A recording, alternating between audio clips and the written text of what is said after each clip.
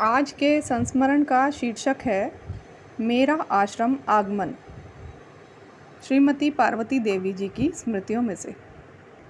एक बार कोटकपुरा में प्लेग फैली। वहाँ हमारी दुकान थी। प्लेग के कारण सारी मंडी खाली हो गई।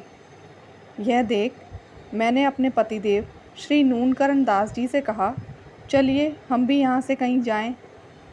वे बोले, कहाँ जाना चाहिए? मैंने उत्तर दिया, आप एक बार महात्मा जी के दर्शन करने रेवाड़ी जाया करते थे, वहीं चलते हैं। इसी बहाने मैं भी उनके दर्शन कर लूँगी। अतः हम लोग रेवाड़ी की ओर चल दिए। रेवाड़ी से हम लोग आश्रम पहुँच गए।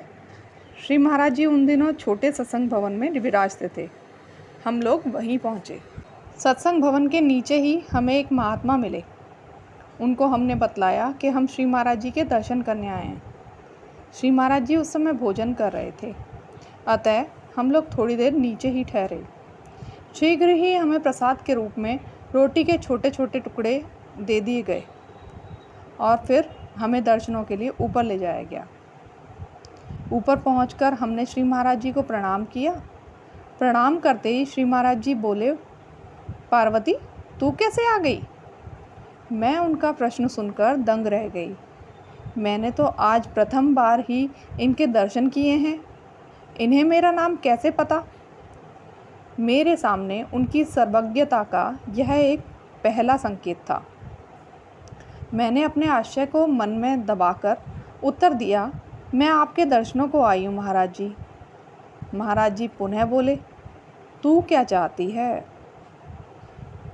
मेरे पति बीमार रहते थे, अतः मैंने कह दिया, मैं चाहती हूँ कि ये ठीक हो जाए। श्री महाराज जी ने कहा, ये ठीक हो जाएगा, तू यहीं रह। अतः मैं आश्रम में ही रह गई। लगातार 11 वर्ष तक आश्रम के बाहर पाँव भी नहीं रखा। मुझे रानी जी के साथ ठहरा दिया गया।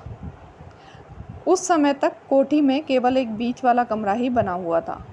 उसके दोनों ओर छप्पर पड़े हुए थे। छप्पर में हम दोनों अलग अलग भोजन पकाते थे और फिर कमरे में साथ सोते थे।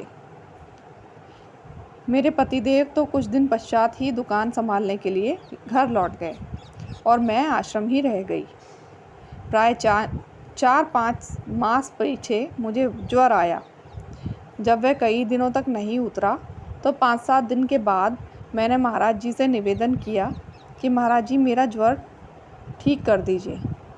श्री महाराज जी बोले, यह तो 3 महीने के बाद उतरेगा। और सचमुच मेरा ज्वर 3 महीने के बाद ही उतरा। कभी भी उतरता, मुझे क्या चिंता थी? मैं तो साक्षात भगवान के सामने जो रह रही थी। धन्यवाद।